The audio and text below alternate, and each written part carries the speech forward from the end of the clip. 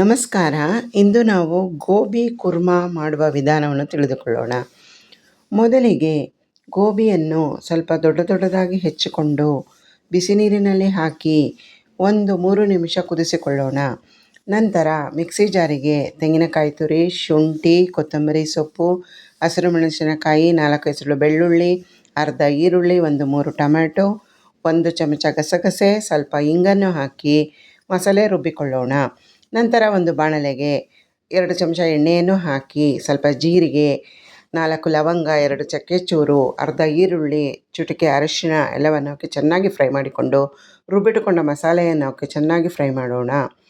Fry ಮಾಡಿದ ನಂತರ ಬಿಸಿ ನೀರಿನಿಂದ ಬೇರ್ಪಡಿಸಿಟ್ಟುಕೊಂಡ ಗೋಬಿಯನ್ನು ಹಾಕಿ ಸ್ವಲ್ಪ ಕಾಳು ಮೆಣಸಿನ ಪುಡಿಯನ್ನು ಹಾಕಿ ರುಚಿಗೆ ತಕ್ಕಷ್ಟು ಉಪ್ಪನ್ನು ಹಾಕಿ ಅರ್ಧ ಚಮಚ ಸಕ್ಕರೆಯನ್ನು ಹಾಕಿ ಚೆನ್ನಾಗಿ ಕುದಿಸಿಕೊಂಡು ಸ್ವಲ್ಪ ಕೊತ್ತಂಬರಿ ಸೊಪ್ಪು ಹಾಕಿದರೆ ರುಚಿಕರವಾದ ಕುರ್ಮಾ ಸವಿಯಲು ಸಿದ್ಧ.